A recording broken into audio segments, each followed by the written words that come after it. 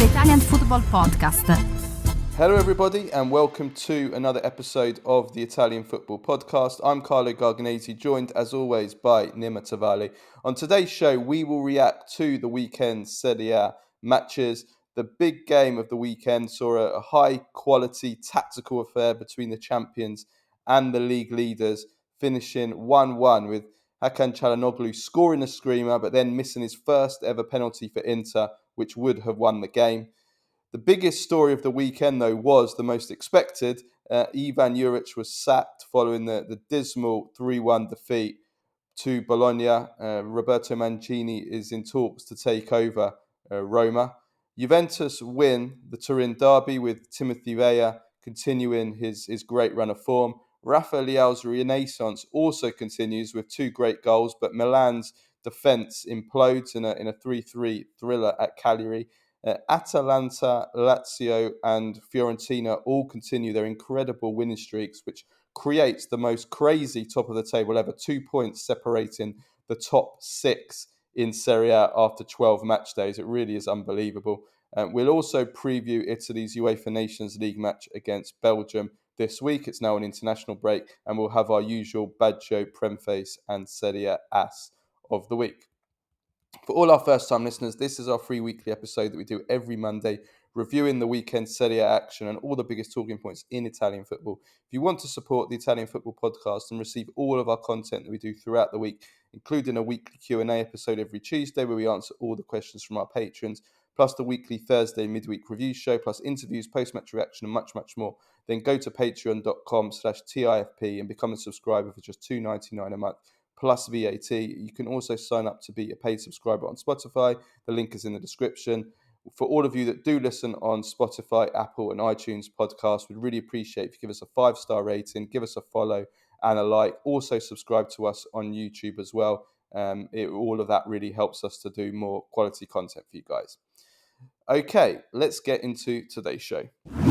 So, before we talk about the crisis at Roma, let's start off with the big match of the weekend, the Sunday evening game at San Siro between the champions Inter and the league leaders Napoli. It finishes 1-1. Let's start off by talking about this from the Napoli point of view as the league leaders.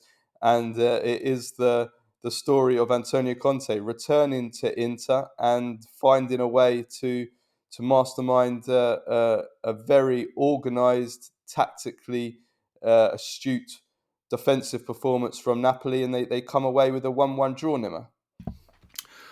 Yes, I think he, in the first half for sure. I think in the first half the game was exactly the way Napoli and Conte wanted it. Let's remember that Conte's Napoli conceded 3 goals at home to Atalanta. They were very lackadaisical defensively, very sloppy. And so it was obviously going to not be like that when he travels to Inter, but definitely not after a defeat. And they were really, really solid. They allowed Inter to have the possession. They didn't want it. They wanted to sit back deep. It was clear they wanted to counterattack. They wanted Inter to maintain possession in certain areas of the pitch, which they thought were safe. And Inter were unable to impose themselves the way that they did it midweek against Arsenal, in the sense that the passing tempo was low, the movement wasn't as fluid, the tempo was low, there was too many unforced errors in the sense of not crisp enough passing, which made life very easy for Napoli. And even though Napoli didn't really create that much, or didn't create anything until the 93rd minute, they were able to lull Inter to sleep and then took the lead via a corner, which was definitely something they had worked on before. That to me, to play that ball that low in that position, and then he flicks it on and he runs it. That was a move. That was a scare me. There's no doubt for me at all that was a scare me. That was completely planned. That was completely right off the training ground. And that's what he does, Conte. He's so good at organizing teams in these situations, and they took the lead. And then in the second half, Inter came out and really took the game to them. I thought the second half was one of Inter's better this season. And they struggled. They really suffered, Napoli. And they struggled to keep up with Inter. And but this is the kind of thing, like I said about Inter when it came to Arsenal, knowing how to suffer, knowing when to suffer, and building confidence from suffering, and getting out of it. And in the end, they had, Simeone had a chance to win it at the very death, which we'll talk about again, is a very, very big problem for Inter, again conceding a chance like that at the death. But overall, I think I think there were lots of positives. McTominay again continues to score important goals for Napoli. It's very important. And above all, Alessandro Buongiorno was fantastic. After 2 games in the Serie A where he was poor, especially against Atalanta, the Milan game he got lucky, but this was Buongiorno just snapped out of it and was a leader in that defense, and he needs to be a leader in that defense for Napoli to continue this title charge. Yeah, and I think that's a good summary of the game. I thought Inter overall were the better team in this game, definitely in the second half, like you said, and the overall play in terms of control of the game, the dominance of the game. But I think if you break it down to the number of chances in the match, actually Inter didn't really create that much in terms of clear chances. They only had a non-penalty XG of 0.73, and Napoli's XG was, I think, 0.5. So only really a slightly higher number of chances really created from Inter. It was I think they limited, certainly defensively, they limited Inter in this game very well, and I think it became clear as the game went on that Napoli were happy with a point. Like in the second half, they had chances to just play forward balls, and they would just keep the ball. Even in the last 5 minutes, they had chances to put crosses in the box. They didn't do it, other than that one right at the death, which Simeone missed. Missed a decent chance really to win it there. But I think that at the end of the day, I think Napoli will be happy. They would have snapped up a point before the game. They're still top. They've now played the big three in Serie A this season: Inter, Milan, and Juventus, all away from home, and they've not lost any of them. They've only conceded once in those 3 matches, and that was a kind of a miracle shot from miles out, which I think the keeper should have saved. We'll come to, so I think they'll be very happy, and they now have the advantage, obviously, of playing once a week. They have the advantage of playing the big three at home in the second half of the season. So I think, listen, look, we'll come to Conte and his anger when we talk about the penalty in the intersection. So I want to just park that for the moment. But I think deep down, Conte, even if he didn't show it, I think deep down Conte will be delighted to be in the position they're in, to come away from this game with a draw. And like you said, to move on to the individuals, yes, McTominay he's proven to be a really inspired signing, hasn't he? I mean, that's his 3rd goal this season. He's such a goal threat, isn't he? With his late runs in the box, he's got good kind of high IQ in being in the right place and the right time. He's got a good shot. He's a good finisher.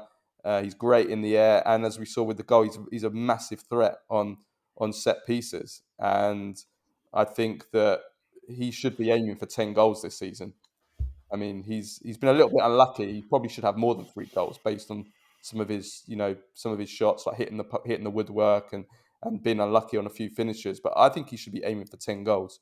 I think he will get 10 goals. I think, given how this Napoli is, and given how, if we're talking negatives, Romelu Lukaku, my Christ, like between Lautaro and him, I don't know who looked like the bigger, fatter uncle.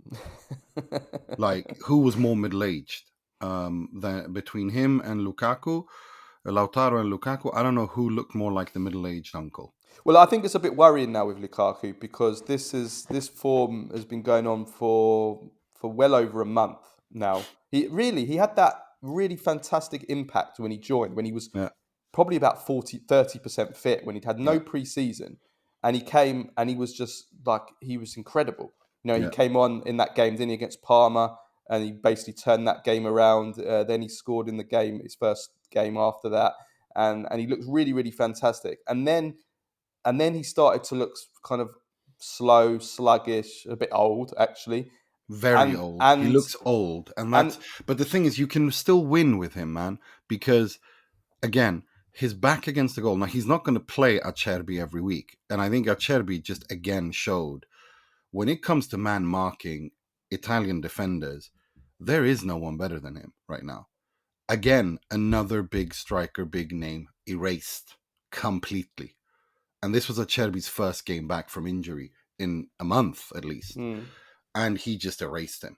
Um, and that is just impressive by Acerbi. But Lukaku isn't going to play Acerbi every week. He's going to play other no. defenders, and so if it's clear that Conte knows this, and he's like, I'm just going to use him for the build-up phase, because still, with his back towards goal, holding the ball off, playing off, he can do that. He can still do that very, very good. In fact, I think it's the only aspect of his game that, if it's not world class, it's world class adjacent or tangent. And he can do that playing this system that Conte wants him to play. But this is very much now a player on the decline, a player who I doubt if we see in the Serie A or in Europe within the next 1 or 2 years. Yeah, I mean, the fact is that he's having a week to prepare for these games as well. Yeah, And he's still putting in performances like this. I mean, the Milan, he did. Let's be honest though. He was excellent against Milan, but that's one game out of maybe the last 5 or 6. It might even be more than that actually, in which he's been really poor. That Milan game is the exception to what has been really poor form. And this has mm. been while Napoli have been winning and playing well or doing well. And he was, and also, like, what you say is true, but actually in the last 2 games, and I know these are excellent physical defenders, but he's been physically bullied as well in the last 2 games by Acerbi and by Hien in the match before. So I know he kind of barged Pavlovic to the hot dog stand, in the game against Milan, but he even that side of his game, you very rarely see that Lukaku being physically outmuscled, and he has been in the last 2 matches. So this is a concern for Napoli, because if they are going to go and win the Scudetto this season, they can't have Lukaku. They can't carry Lukaku the way they have been in the last month and a half. I don't think. I think they can, but then they need Kvara to score the goals. They need McTominay to score 10, Yeah, 15 goals. They can use Lukaku as Petagna. That they can do. Basically, giant lump, hold up the ball, play off to those who can run. It's not exactly the most beautiful and difficult football in the world, but they can do it, and they can win the league doing that, because I think the quality that they possess in playing this football is very easy. Is there for the taking, so to speak. And so, but you need Kvara to step up. You need McTominay to score those 10, 15 goals. You need Politano to score his 5, 10, 15 goals. Like, do you know what I mean? Like, you need yeah. those other players to step up.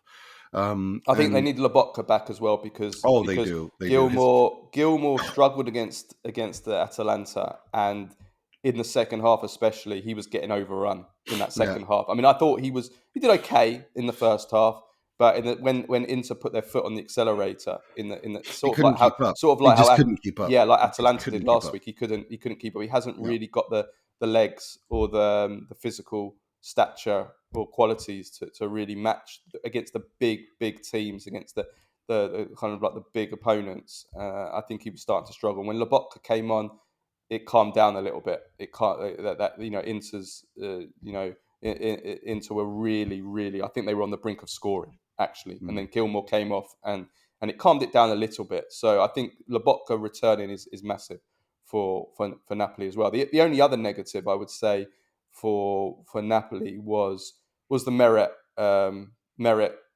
mistake on the Calhanoglu goal. I think he should have done better. I mean, listen, we'll come on. We'll talk about Calhanoglu. It's an incredible strike. The power, the swerve. It's a rocket. It's an unbelievable. It's a world-class strike of a ball. It's absolutely. I'm not taking anything away from Calhanoglu. It was amazing. But it's the end of the day. It's nowhere near the corner, and I think a good goalkeeper saves that. And Merit's not a top goalkeeper. He's a good goalkeeper, and I actually think, other than that, he actually had a pretty good game. He made some saves. He made a save from Acerbi. He made another save in the second half. I think it was from Di Marco. No, that hit the post, actually. He didn't save it. That's why it was a goal kick. No, I meant the other one. I meant the one from the left, when he shot from the left-hand side. I mean, he should have saved it. But you know what I mean? What I'm saying is he made a few other saves in the game. Like, apart from that mistake, I think he did okay. But, he makes, he lets in goals, Merit, that the top goalkeepers save. And I think that's the difference, really. And yeah, you shouldn't. A top goalkeeper saves that. As brilliant as a shot it was amazing, but it's nowhere near the corner, and it goes through him. Yeah, I mean, excuse me. I think there is an element of making a mistake by Meret. There's no doubt about it. But if you look at that, the trajectory of the ball, it's like it picks up speed. It doesn't look like a very hard shot when it leaves his boot, but it accelerates, and then it wobbles in the air, and it's hard. So I don't want to criticize and crucify Merit too much, because it's a difficult ball and it's going so fast, and it accelerates more and more and more towards him. And yes, it is in his corner, but he barely has a chance to get his hand up, let alone stop it. It's a very, very difficult shot that Calhanoglu pulled out. Yeah, I'm not. No one's saying it's easy, but I just think that you get beaten from that distance. It was a long way out. I mean, it must be about 35 yards. You get beaten from 35 yards with a shot that's nowhere near the corner. Then that's on the goalkeeper. As hard and as swervy as it was, I just think, and also, he's still in the Italy squad as the third goalkeeper.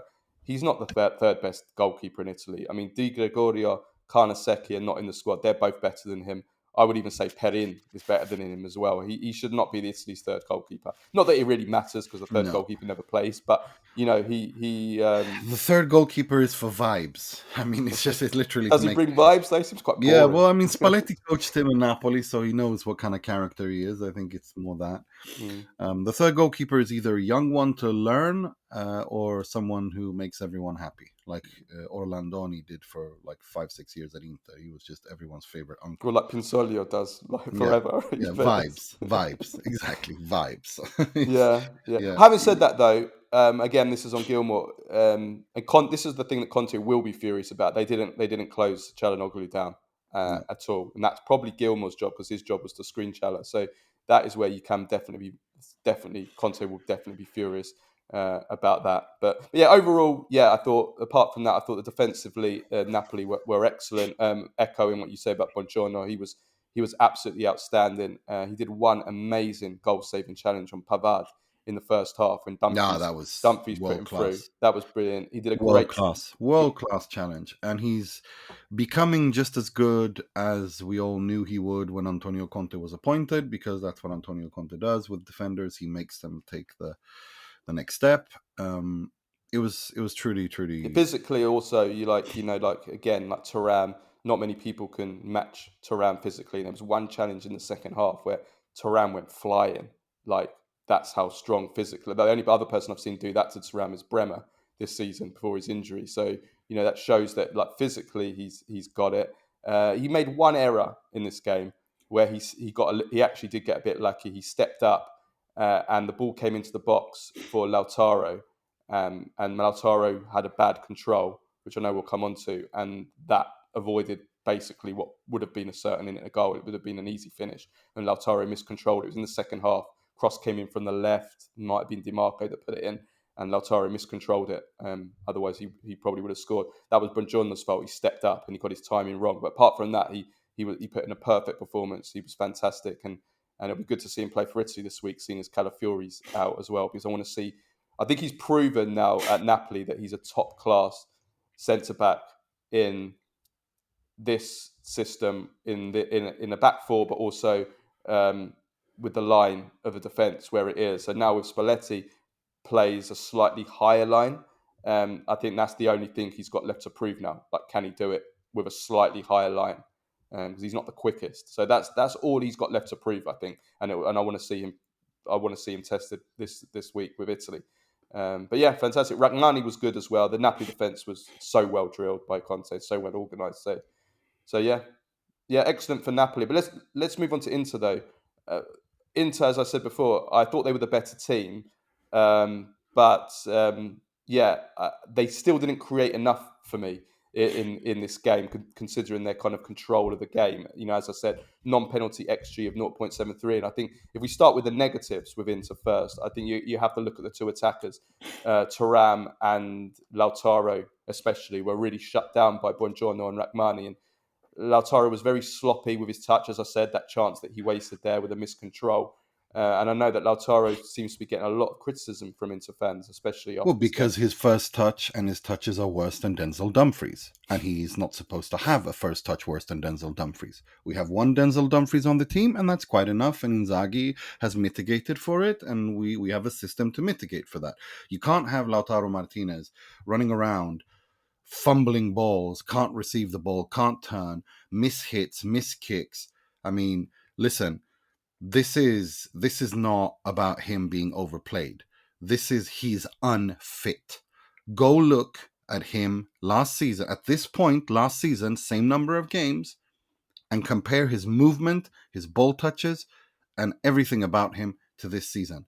He is unfit. He looks heavier. He looks slower. And that is on him. That's not on him being overplayed. That's not on the fixture list. I'm talking he looks unfit, and he hasn't managed his fitness in a way that is good enough. And it looked better against Arsenal. It looked better. You know, we saw an upward trajectory against Empoli, Venezia, and Arsenal, and then we saw someone that looked hungover. He had the same energy as someone who was lying on the couch eating pizza in front of the TV hungover. That was his energy level against Napoli, and it's just unacceptable. Completely unacceptable. It's just, you know. Is there an element of him being tired? Tired. The lack of rest. If he's tired, why is he so swollen then? Why does he look like he's literally looks fatter than he did a year ago, about a stone heavier than he did a year ago? It's not his movement. It's not the fact there is an element of tiredness. I get that everyone's tired at Inter, but everyone else is not a stone heavier. He's a stone heavier. But that's quite easy to remedy, into just get his weight down. What? Not feed him for a week? I mean, like, seriously, like, what are we doing here? The guy's 27, 28 years old. This should not be happening. And it already happened last season. No, whose fault it is, don't you? But listen, it's Correa's fault. He's come along to Inter and he's doing those barbecues. But seriously, we saw this last season as well in March, when he suddenly swole up mid-season. In the middle of the season, he swole up. And it was like, what's going on? And it's like, I don't understand this is on him. He needs to sort it out. You know, it's unacceptable for him to return to Inter and look like this in mid-November. He's the captain of the team. It is completely unacceptable. You know, first few games, okay, but we're in November now, and he looks like first day of preseason, and it's just unacceptable. And I'm not talking about not being in form. That takes time. I get that, and I'm okay. Players have up and down in form dips. I get that. No problem. I'm talking about his fitness. That is unacceptable. And that's completely on him. And you know, we have eyes. We have these crazy things called videos where we can actually go back and look, compare how he moves and how he looks 1 year ago at this stage to now.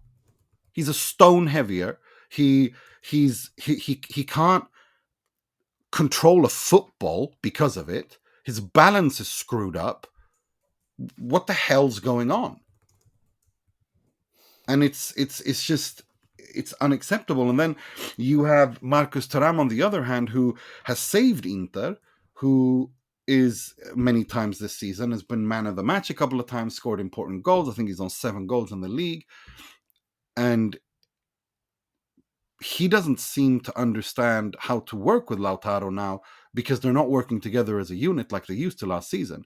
But instead, he's on this kind of thing where he wants to do everything on his own and dribble, and dribble past everyone himself. Does not play players in his decision making is awful, and he's become so greedy and thinks he's the main man at Inter when he shouldn't be. I mean, there was a situation twice, not one, two situations yesterday on the counter when he's driving the ball up, and instead of playing it wide or trying to pull Buongiorno away, he just tries to dribble him and instead barges into him and loses the ball.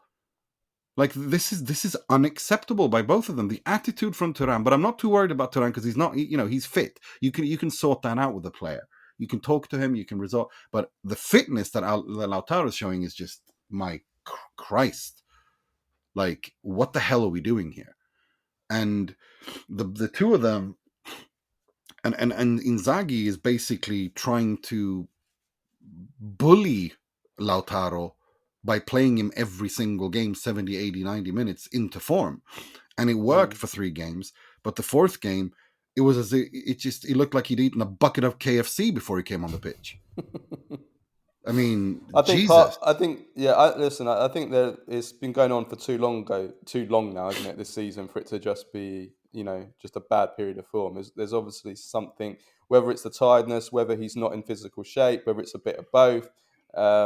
He probably could do with a good period of rest as well. The problem is, Inter just don't have anyone to come in for him and do a job.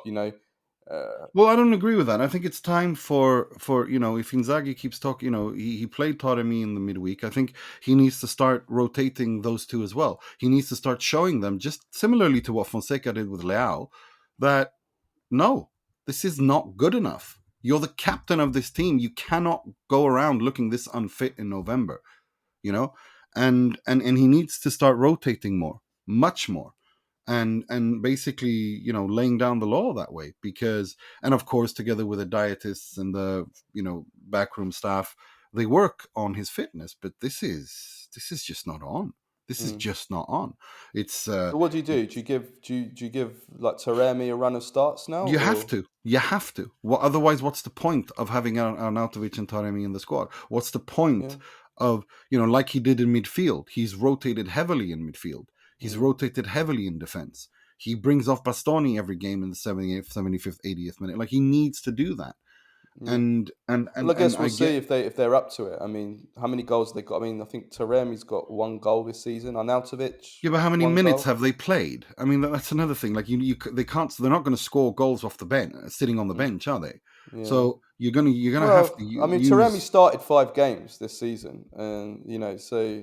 Yeah, but you have to also look at the role that he's got and which games he played. Against Arsenal, it was a game where Inter worked as a unit and they looked really, really good.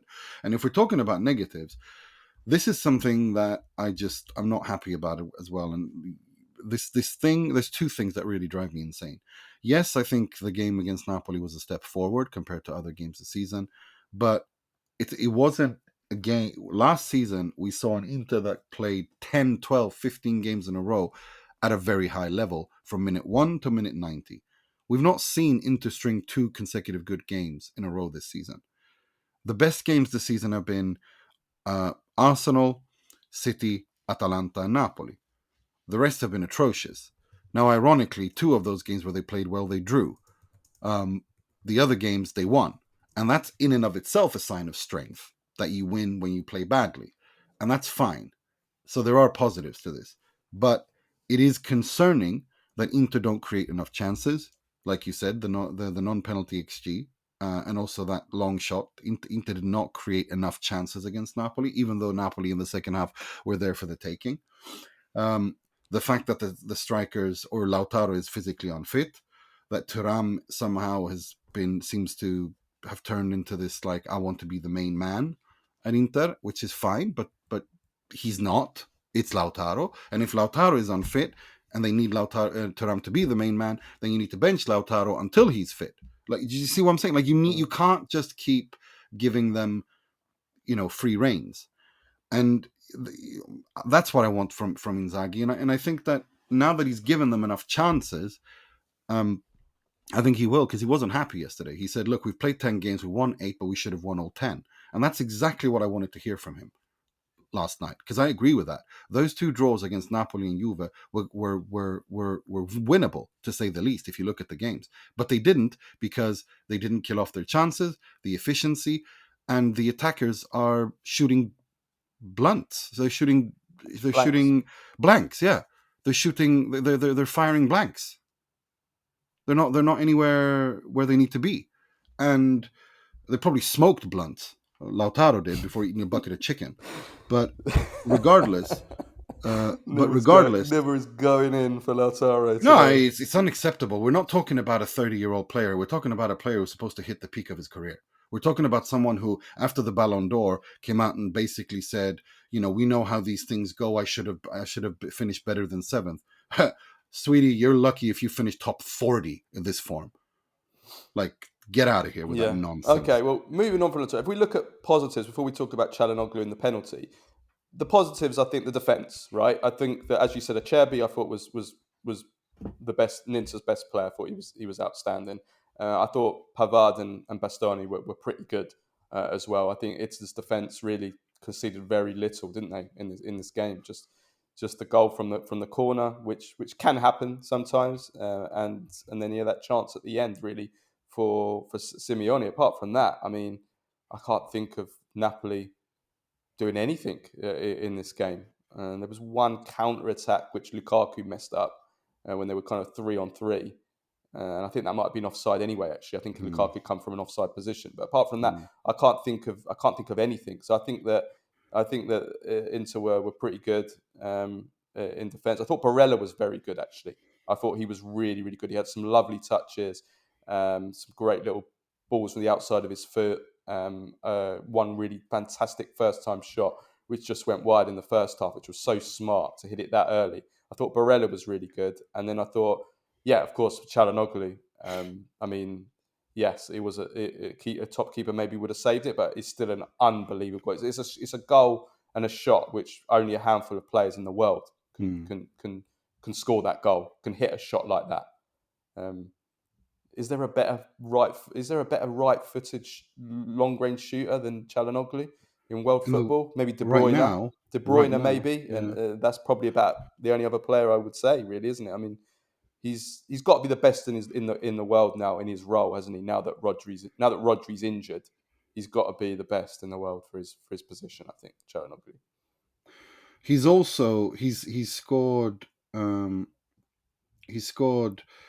2 outside the box shots against Napoli now. 2 games, if I'm not mistaken. The first one last season as well was unbelievable, away at the Maradona. And he missed his first penalty in the Serie A, not just for Inter, but in the Serie A. He'd scored 17 consecutive penalties in the Serie A. That includes his time. And 19 consecutively for Inter. I said it. I jinxed it. See, I jinxed it. No. I said after the game against Arsenal that he hasn't missed a club penalty for 8 years. And but everyone's been banging on about that thing, and I think sooner or later he was bound to miss. And it's not really a bad miss. I mean, he hits the post. He struck it well. He struck it well. He just, I just wish he would have hit it more centrally, because it was obvious that Meret was going to dive in one, like he did against Arsenal. But look, he did look nervous. He did look like it was weighing on him. But it's not the end of the world. He missed a penalty, hit the woodwork. We move on from this. But overall, I think this season reminds me a little bit of the first season when Inzaghi was in charge. But there's a very important silver lining. In the beginning of that season, Inzaghi's first season in charge, Inter played really well, but they failed to win games. They missed penalties. They missed sitters. Inter this time around are not playing well, but they win. They draw the top games against that they won last season, but they're games where they should have won, but it's not really working either. There's something not clicking. That's a silver lining, in the sense that if you win when you're not playing well, and you got 8 wins and 2 draws in 10 games, that's good. That's 80% win rate. That is very, very good. If you continue this, of course you're going to win the league. Right, you're going to go far in the Champions League, and you're going to win the league. 80%. If you win 80% of your games, that's very, very good. Yeah, exactly. But I just, one thing though that they have to fix is, we saw it against Venezia, we saw it now today against Napoli, we saw it against Juve, where they didn't get away with it. This conceding of chances at the death when you're either at a draw or just leading by a goal is something they need to address. They've improved the defense much better, and Acerbi was brilliant, and thank God he's back. He looked fantastic. And De Vrij showed against Arsenal that against those kinds of strikers he should start. And that gives Inzaghi options, and he'll be very grateful for that. But regardless, this thing where they go sleeping in the 90th minute, 95th minute, 97th minute, that needs to stop, because you can't keep counting on the striker missing. Sooner or later, you were lucky against Venezia that goal was disallowed. It was correct, but you were lucky. You can't keep counting on that. You need to kill off games, and you need to focus all the way to the end. That's something that they need to do. And these late goals conceded, which they barely conceded last season, is just no. For sure. Let's talk about Antonio Conte and the penalty. I have to say, well, I was proven wrong. I have to say, I was glad that the penalty was missed, because I didn't want a massive controversy over was it a penalty, wasn't it a penalty after the game. But Antonio Conte put that to bed, didn't he, by going absolutely berserk about embarrassing himself really by essentially acknowledging to the whole world that he doesn't understand how the VAR protocol works. Well, I don't think that was his issue. I think his issue was... Well, that was his issue. He said, what does it mean? What does it mean? No. If there's an error, it's an error. His issue was that the VAR protocol is wrong. It shouldn't be like that. It should be, if there's a mistake, the VAR should intervene. That's not how it's written. It's written literally clear and obvious error, and it's been like that for every. But he thinks that should change. He should think if it's an error, it should be corrected, because it's a penalty or a red card. I agree with him. I have to be honest. I agree. I think if it's a mistake and it's for a big incident like a penalty or a red card, the VAR should overturn it, because it's too important for a game. It can decide a game. I agree with him.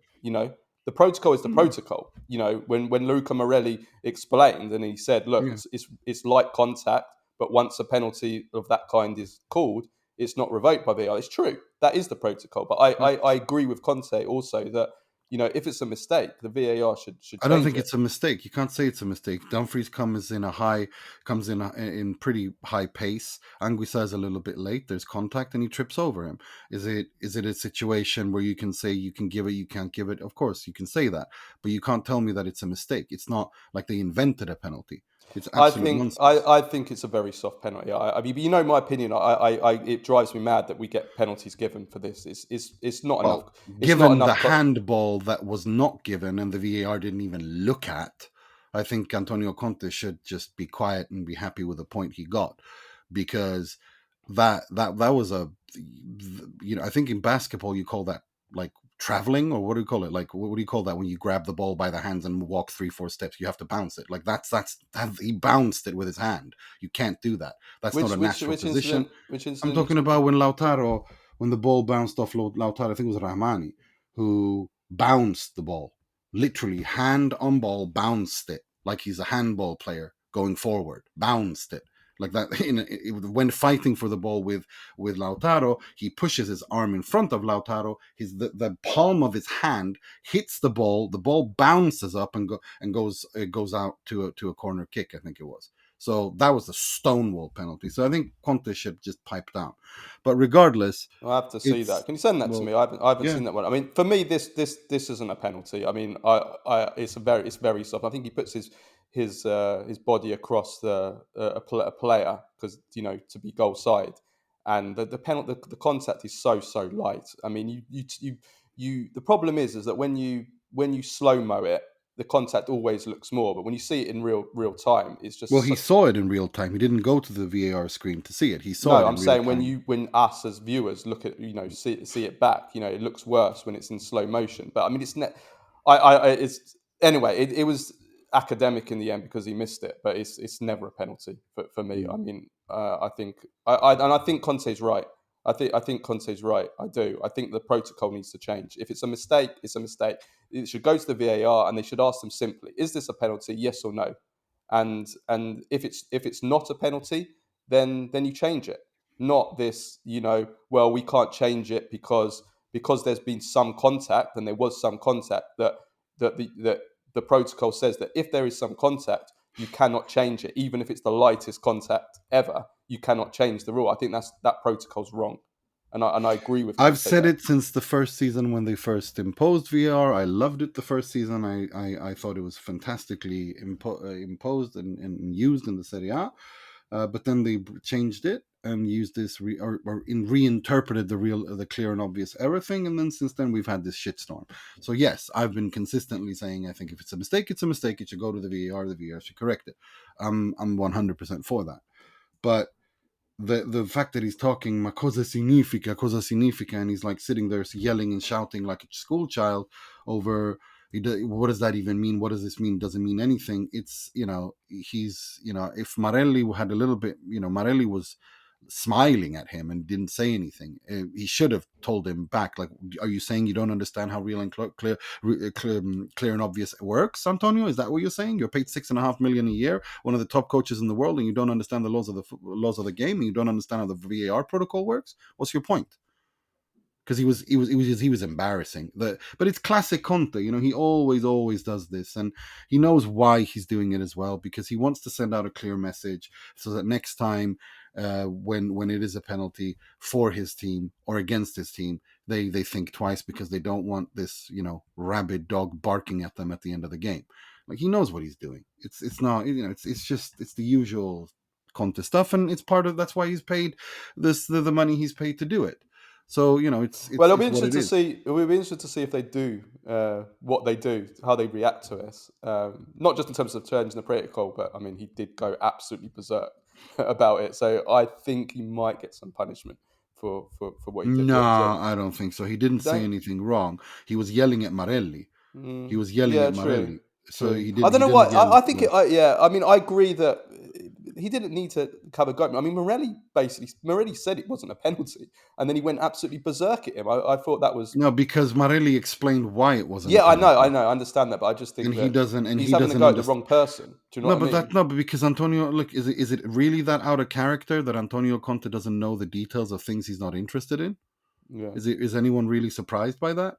No, I'm not. No, no. This is completely in character for Antonio. But Nima, we have to move on though, because we've spent like half the show on this. But just quickly before we talk about Juric, what a crazy title race we have, because this draw now means that the top 6 are separated by 2 points after 12 rounds. We've got Napoli on 26, Inter on 25, Fiorentina 25, Atalanta 25, Lazio 25, Juventus 24. I mean, this is absolutely insane, Nima. I mean, wow. I mean, I don't think we could have expected it to be this tight between 6 teams after 12 rounds, could we? I mean, what a Serie A season this is. I mean, we wanted, didn't we say, before the season in our Serie A preview, we want a proper title race to the end? Well, we got what we asked for, didn't we? If you basically take into consideration, if Milan win their game, they've got 21 points, and you got 5 points between 1 and 7. So, yeah, but yeah, 2 points between 1 and 6 is mad. And it's just it's really congested up there, and I don't think Fiorentina and Lazio are going to be there till the end. I think Juve, Inter, Atalanta, Juve, Inter, Napoli, maybe Atalanta, potentially Milan, as we once they qualify from the Champions League and they can focus more on the league. So yeah, no, it's crazy. It's very, very entertaining. And it's just like the Milan Cagliari game. I think I tweeted out.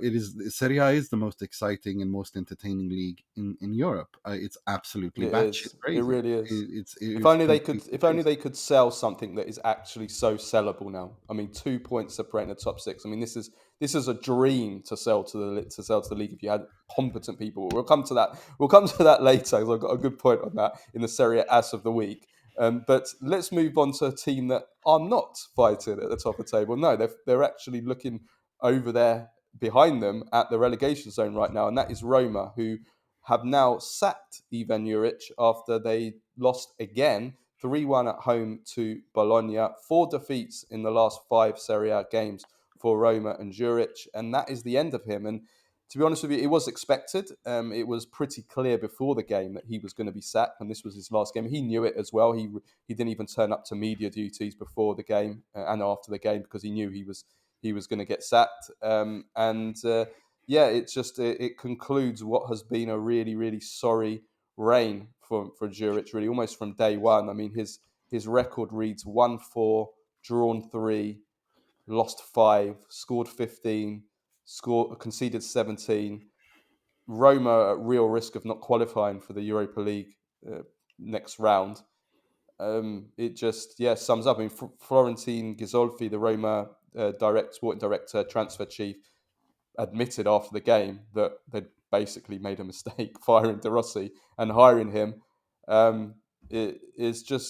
It's been awful, isn't it? And it's from start even to worse finish. than that. It's even worse than that. Sky reported something that really pissed me off. And that is that they're not even considering any. That's what this is Sky's report. They're not considering any Italian coaches, but want a foreign coach. Oh, really? Yeah. So where does they're that leave Roberto? I thought Roberto Mancini. No, well, that's what Sky reported, and they're saying Terzic or when was this Lampard. reported? Out of interest, Sky yesterday. Okay. Yesterday, like Terzic or Lampard, and at this point, well, the Friedkins are just. What did I say? American owners, they're like the Milan owners. They just want. No, they're not, because I'm glad you said that, because there's a vital difference. Milan have a structure in place where they're looking for a specific identity of a coach and someone who's ready, and they were talks with Thiago Motta, who is Italian, and he had already given his word to Juve, so he didn't go there. This is throwing shit at a wall and hoping something sticks. Mourinho, De Rossi, Juric, Lampard, Terzic. What are we doing here? What do these guys have in common? Other than that they are coaches and middle-aged men. What do they have in common? This is the definition, regardless of who they appoint. This is the definition of an ownership that knows absolutely nothing about football. They appointed a sporting director, and apparently, according to Sky, they're using this firm CAA to hunt a new coach, like this agency. I mean, the Friedkins are just. Well, we'll see how it plays out. I mean, I have seen other sources. I don't have any personal information, but I've seen other sources say that Mancini has held some preliminary talks and is among the candidates. And now just came out. Frank Lampard has been excluded. Yeah, no, I saw that. Coventry City are in the race to appoint him as well. Yeah, it's gone from Rome to Coventry. And Ghisolfi wants De Rossi back, and it's well, absurd. To be honest with you, Nima, I mean, who the hell would take that job? Honestly, if I'm Roberto Mancini, I wouldn't take that job. If I'm any top coach, and Allegri's been linked as well. But I mean, who the hell? Allegri ain't going anywhere near Who the hell would take this job? Honestly, I mean, it's a complete mess, a total mess. I mean, just on the pitch. Forget about all the off the pitch stuff, which is complete chaos with the Friedkins, like you've explained. Them now buying into Everton, and the CEO. What happened with the CEO? I mean, they don't even have a structure there because they haven't got the people in the positions, have they? In the management. But then just on the pitch, the actual team, you're having to go there and try and coach this team. Well, you haven't got, as I've said thousands of times on this pod, that team is not a workable team. You can't fit that a formation and fit that team with a style of play because the players are just not there to create one style of play or one formation. They don't fit together, and so whoever goes in there has got one hell of a job. I think the only way that this can be rescued or sold to a coach is in the January transfer market. We're going to go out and buy X, Y, and Z to give you an actual workable squad and team. Otherwise, it's not. They can't use the set of players they have now and fit that together into a workable system. They can't. The players are just not there. They can't play a winger system. They don't have any wingers. They only have Sule, and that's it. So they can't play wingers because he's the only one they've got. You can't go the whole season with one winger. Then, you play without wingers. Well, you've got no pace in the team. You've got no width in the team. There's no pace. There's no width. What do you do? Is it's a mess. I wonder. I mean, Allegri isn't gonna. They're not gonna. Allegri's not gonna take that job. There's no chance. Mancini. I wonder if Mancini. Well, Rudy Garcia is supposed to be right up there as well.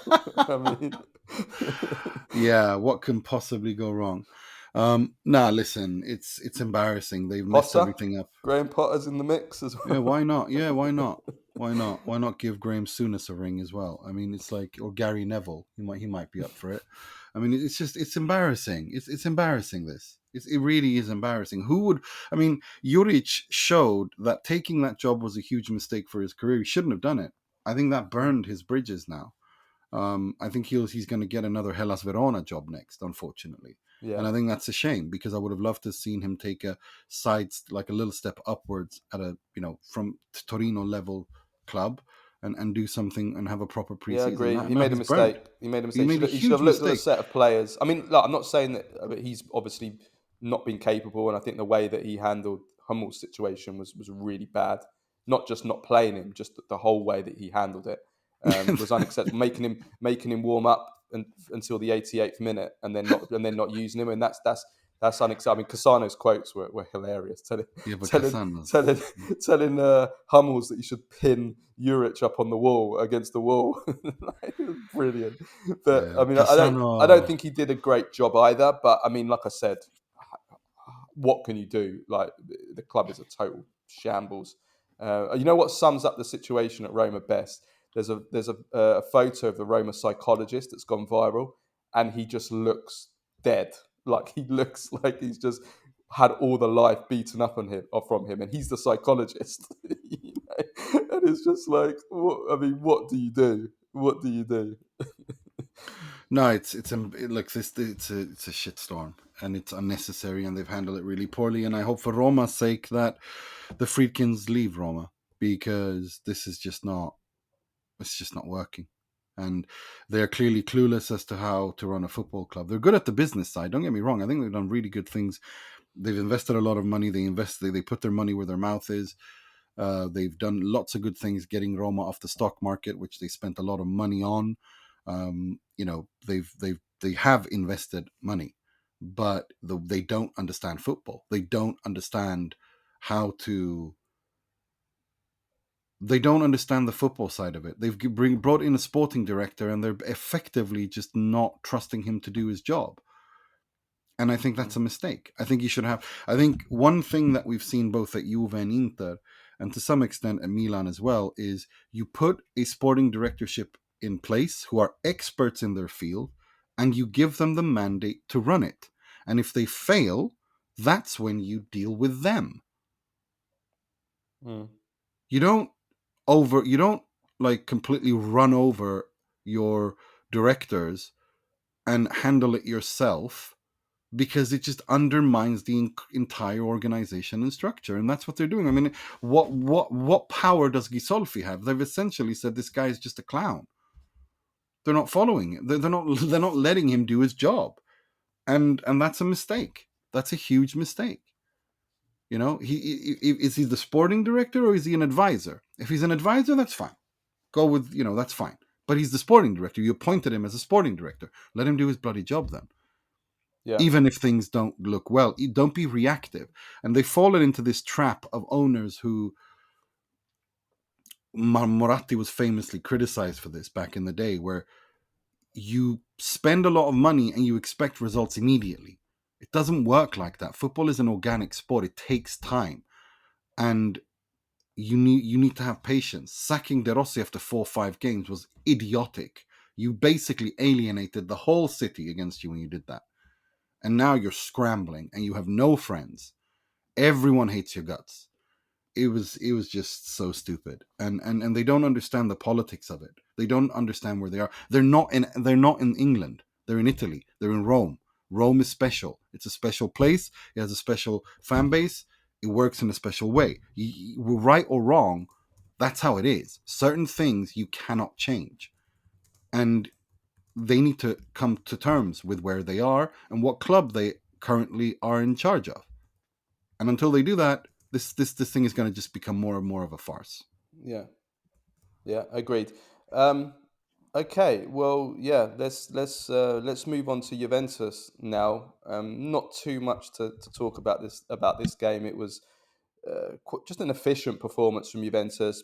Kind of what we said in the last two matches. Back to the Juve. The last three games we've seen that Juve return to the kind of performances from the start of a season, which is very solid, not conceding any goals, not conceding any chances, not creating particularly much, but never in danger, really, not running too many risks. The defence back to being very solid. I mean, they didn't concede, I don't think, barely a chance in this whole game. I thought Kalulu was brilliant in this game. He won all his duels. He was getting in front of his man to make interceptions. Very strong physically. So that was a big positive as well. And yeah, I think Juventus, they got the job done. I thought there was some good individual performances. Cambiasso was superb. I mean, what a run that Cambiasso went on for Weah's goal. Goes past three players. He's an outstanding player. He's turning into such a fantastic player. He really is. He's so multi-dimensional. Right foot, left foot, positionally and tactically. The way he inverts, he can move positions, play in centre midfield. He can start moves, and he's just such a dream of a player. I think he's Motta's favourite player. The way that Motta wants to play the game, he's turned into a fantastic player. He really is. Cambiasso. He was brilliant, and Weah as well. He's in a very good run of form. He scored again, 3 goals in his last 4 games, 4 goals for the season. He also had a goal disallowed. He's becoming quite useful actually for Juventus. He's not someone that I would probably start, but he's somebody that certainly is somebody that can be used in rotation or off the bench. He can play quite a few positions as well. He's actually been doing some good things for Juve this season. So yeah, good. Conceição as well off the bench, quality cameo. Got the assist for Yildiz, who scored on Alessandro Del Piero's 50th birthday, and he dedicated the goal to Del Piero on his birthday. But yeah, overall, not too much to say really from this game. Just the Juventus from the beginning of the season has been back. Yes, and I think we have to talk about Tim Weah becoming quite the important player at this Juve under Thiago Motta, because I'm not exactly the biggest fan of Tim Weah, but I think the way that he's being used by Thiago Motta shows what an intelligent coach he is in how to get the best out of what he's got at his disposal. And I thought everything you said about Cambiasso, there's nothing more to say. But yeah, Yildiz and Weah, these are the players that he's making work, and they're looking so good. And Weah particularly is scoring important goals, and you got to tip your hat to Motta for making it work. I thought this was a potential pitfall for Juve. These derbies are always hard fought, but then again,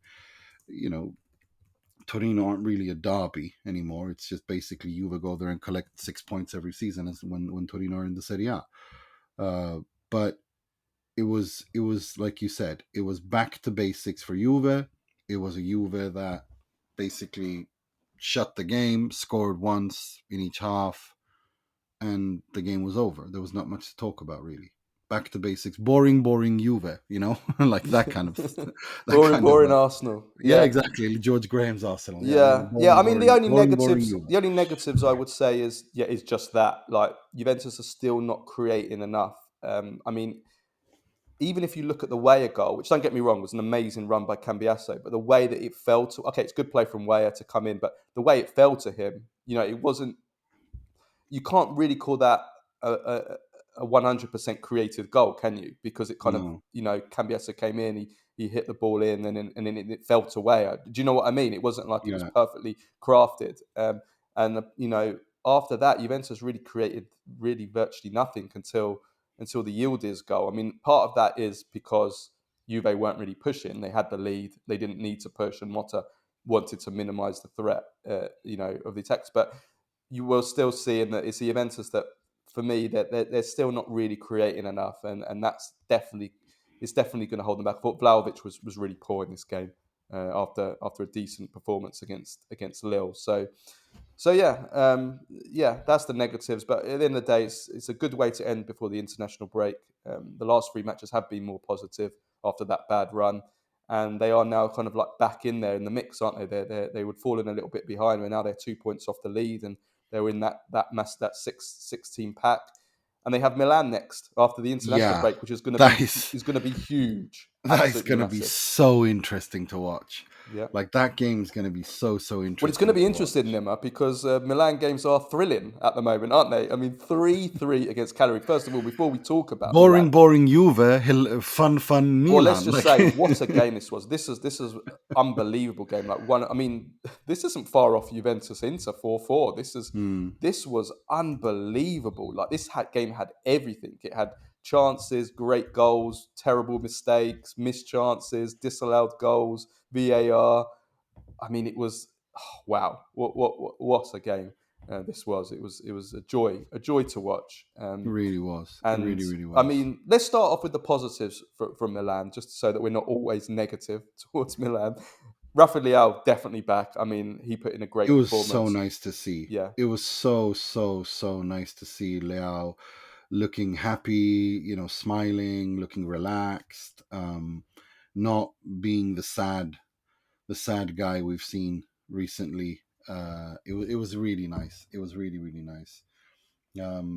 I thought, um, the he looked clinical. He looked like he was enjoying his football. He looked like he was trying to adapt himself to the system.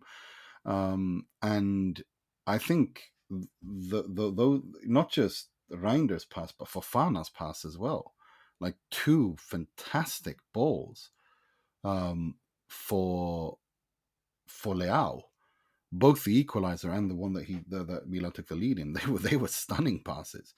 And if they can use Leao like that, they're going to score lots of goals. Like, because if he can time his run and they can deliver these balls, then congrats Milan. They're going to be a complete threat, because we know with Leao and on the counter attack is just lethal, yeah. and especially I when he's loved both of happy. his goals. I thought they were both Me fantastic too. finishes. Yeah, I But love them. I particularly love the second one because the way that he rounded the goalkeeper, it's great to see someone round the goalkeeper, because you just never see it any days. Like Hmm. footballers don't round, strikers and attackers just don't go round the goalkeeper anymore. You don't see it. They all just slide it past, hit it first time, or they Hmm. cut it back to somebody else. Like they never go round the goalkeeper. And like both of us, we grew up on the best players in the world when they were 1-on-1 with the goalkeeper. The best players would always try and take on the goalkeeper. That was kind of what it was. I mean, I remember, I think I've told this story before, when I used to play, like if I had a 1-on-1 with the goalkeeper, I would always try and take it round him, because I felt like it made me a worse player if I didn't try and take it round him. It was like, if you just slide it past the goalkeeper, that's just what a normal foot player would do. So I wanted to go around the goalkeeper, because when I grow, watching, my favourite players and the best players in the world, they would always try and take it around the goalkeeper. Baggio, Ronaldo, Vialli, Careca, these players, they would always take it round. They would always take it round the goalkeeper, Maradona, and so that I thought that was great. I thought it was so elegant, so devastating Very and elegant, elegant. very elegant. As was Tijani Reinder's little chip flick pass over Oh, the top. that was But I got to tell that you, was unbelievable. yeah, Sorry, that was, that was genius. yeah, Again, something you never see in football. You no, don't see these kind of chipped through balls anymore. It's very rare, because they're very difficult to execute in modern football, because of the balls, because the pitches are more plastic, and they come off the surface more. The goalkeepers come out more, so you don't have that space to do those chip passes. That was genius, and he's on great form. 4 goals in his 3 previous games before this, and then he gets that assist. No, look, I think this game had so much individual skill. Reinder's little chip pass, that pass by Fofana, I don't think that gets enough credit. Like it is he's just outside his own area, plays this hot knife through butter pass down the middle to Leao, who times his run excellently, uses his pace to go past two defenders and the goalkeeper. And then, I mean, like you said, no, I thought that was beautiful as well. But the delicacy of the game was Zappa's volley finish. That was fantastic. Yeah. I mean, what a goal.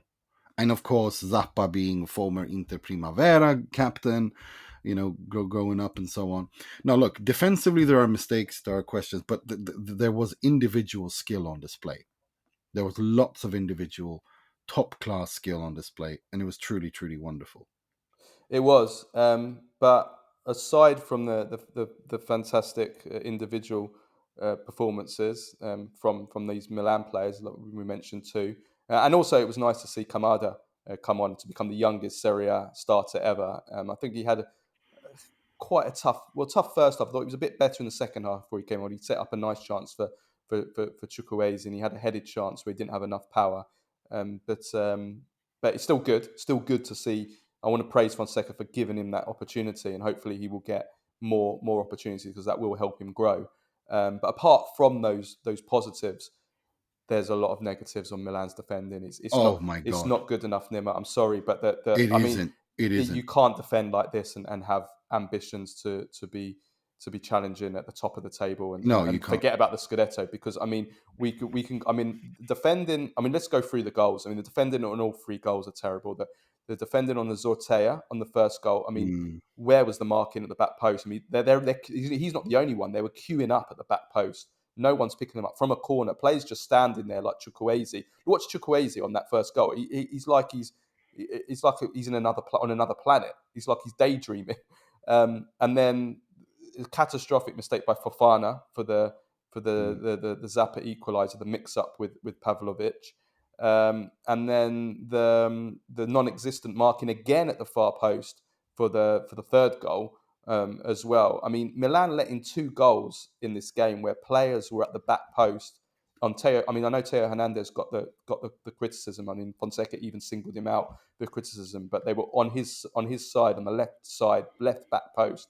They let in 2 goals where at the back post, Cagliari players are just queuing up there, completely unmarked. One of them in the first minute, one of them in the last minute, and Cagliari also had a goal disallowed on the stroke of half time, where again Zappa was completely unmarked on the back post, and it got the tiniest of offsides. It got chalked off.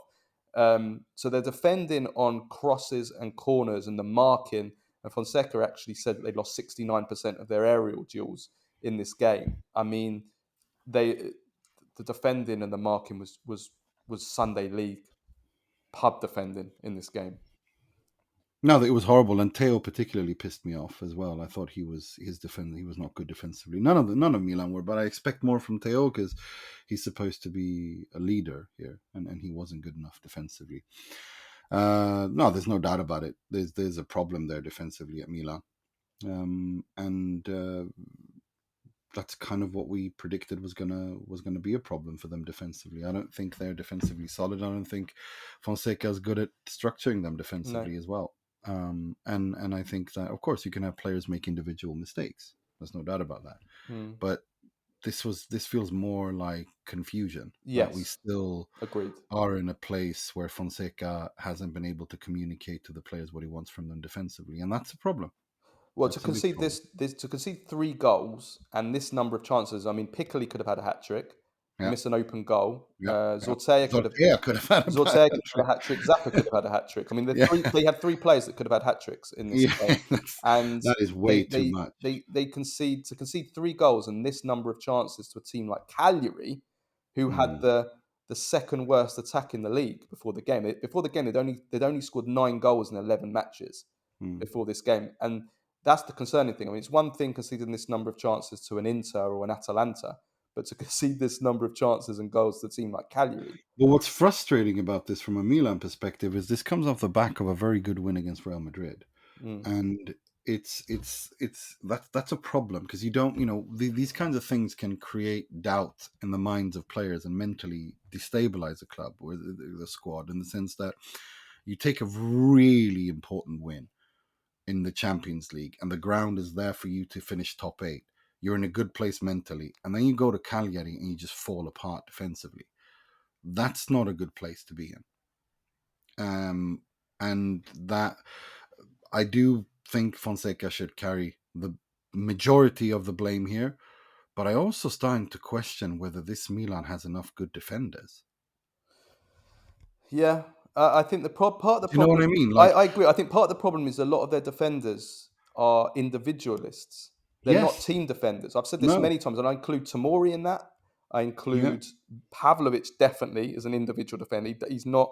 He doesn't defend in a unit well enough for me. Teo Hernandez 100% is not a team defender. He's not really a defender at all. He's more of an attacker, really, isn't he? He's more of a wing back I'm thinking if Milan should focus more on the outscoring next teams. window. No, in the window, in the Oh. transfer window, they need to rebuild that defense. The problem And is, I'm though, I talking think that centrally. Fonseca doesn't even know what his best defense is either. Like Well, that's exactly my point. he's playing well, certainly in the centre of defence. Like That's what I mean. there's It's the there's four central centre defender. backs that he's rotating there, and I don't think any of them are really guaranteed first team starters right now. No, So who do you play? And that's not good, because the centre backs need to create partnerships. It's very important exactly. to create partnerships, and they don't really.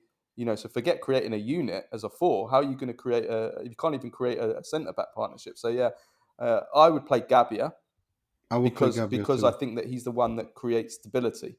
He's a steady defender. He is a team defender. The other Yes, three, but he's also a defender who can't play very well. He usually struggles when they play with a high defensive line, which is what Fonseca wants to do. yeah, So my question is, they probably need to go into the market, and do something there. I think they should focus on the central defense, because I think when at this point when you keep rotating the central defenders like this, because you don't know who's like, that's not a good place to be in. I don't think Pavlovic. I'm not ready to write him off, but I don't think he's what Milan need. I'd rather have someone who's quicker. I mean, Cabal, for example, for all his individual mistakes, if you're going to play with a high defensive back line, you need someone with physical presence who makes life difficult for attackers. And I don't feel any of these guys do.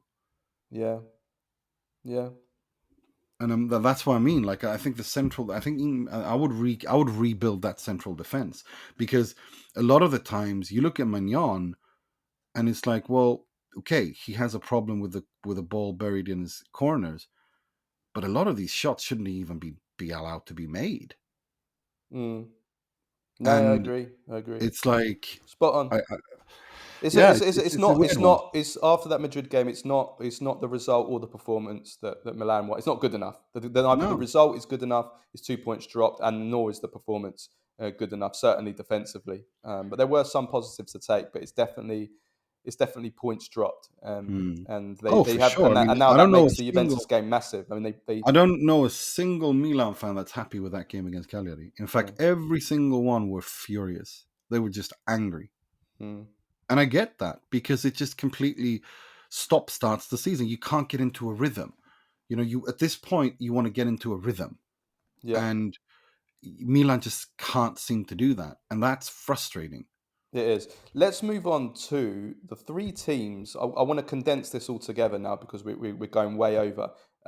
Atalanta, Lazio, and Fiorentina all together. All three of them win. They all continue their incredible runs of form. So Atalanta have now got 6 wins in a row, I believe, and Lazio also have 6 wins in a row, and Fiorentina have in Serie A, they have a winning streak as well of 6 wins in a row. So all of them on incredible winning streaks. They all win again this weekend. Atalanta come from behind to win 2-1 against Udinese. Lazio win 1-0 against Monza after a fantastic Zaccagni goal, alla Del Piero. And Fiorentina win 3-1 against Verona with Moise Kean in brilliant form, scoring a hat-trick. He's now got 8. He's the second top scorer in Serie A, 8 goals and 11 in 14 in all competitions. I mean, what do you say about all 3 of them? I mean, they're all in amazing form, and they're all really doing well this season. They're all doing really, really well. Atalanta expected, because we know how good Atalanta are. But Fiorentina and Lazio are wow. Especially Fiorentina. I got to give it to Palladino. It didn't look good when he took over, and he said he wanted to play with a back 3, this, that, and the other. He goes to a back 4, starts getting the best out of Moise Kean. We've never seen Moise Kean this good. We've never seen Moise Kean this good. He's already smashed his best season in Serie A. Like, smashed it already. But it's not just the goals; it's the overall play. It's the confidence. It's the way that his decision making. He looks absolutely unplayable right now, and Palladino's got unlocked him. That's how it feels when you look at him, and it's really, really impressive. And then you go to Lazio, and Baroni for me is probably just like, what is he doing? It is wow. Lazio are so good. I really hope they win the Europa League. Like, they have a good chance of finishing first in the league stage of it, because they're barely conceding goals. They're rotating and they're winning and playing well. Yeah, and it's like they're in Europe as well. And I really hope Baroni wins the Europa League. I can't tell you how much I would wish that for him, given the amount of shit he got when he was appointed, except from Marotta, who congratulated Lazio. And one of the few times you hear him comment on other clubs and what they do, he made a point out of congratulating Lazio on appointing Baroni. And that is, that's when Marotta speaks, you listen. But you got to hand it to him. Baroni's done an unbelievable job, and Palladino as well. And for Atalanta were a little bit lucky in this game, because he elbowed the ball. There should have been a penalty there. They also got Udinese dominated the first half as well, and they had chances to go 2-0 up, and they didn't play well, Atalanta, but they showed, and this is something all 3 of the teams are showing. They're all showing good mental strength, heart. Atalanta turned this around, not really on performance. Bellanova's introduction, I think, really changed the game, because both goals came from the right hand side. So he did well, but they didn't play well in this game. Udinese played very well. I want to give praise to them. They were excellent. Kamara's got a brilliant long range goal. That was a lovely goal. But some really great goals this weekend. Zaccagni's goal was brilliant. Lazio are definitely got that mental strength as well, because we saw that against Porto midweek. They scored at the last kick of the game, Pedro, to win 2-1 right at the death. And as for Moise Kean, absolutely. I mean, I've said it. I said Juventus made a mistake getting rid of him. I think that's been shown already. Big mistake, Juve, getting rid of him. He would have been very, very useful for them this season for sure. But all 3 teams are flying. The other results in Serie A: Genoa 1, Como 1, Venezia 1, Parma 2, and then Lecce 1, Empoli 1, with Luca Gotti sacked, which I think was to be expected. Possibly Marco Giampaolo coming in. Just made official that it's Giampaolo who's taken over. It's Marco Giampaolo taking over from Luca Gotti. And I don't know how I feel about that, but then again, I think Giampaolo going to Milan was just wrong on every level. He wasn't ready for that. That's a little bit out of his league. But I think he's a decent coach. I just hope he can help Lecce avoid relegation, because it's looking very, very grim.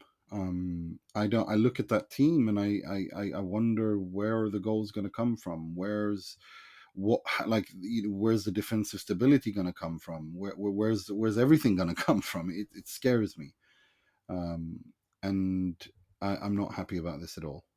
From a Lecce perspective, their form is dreadful.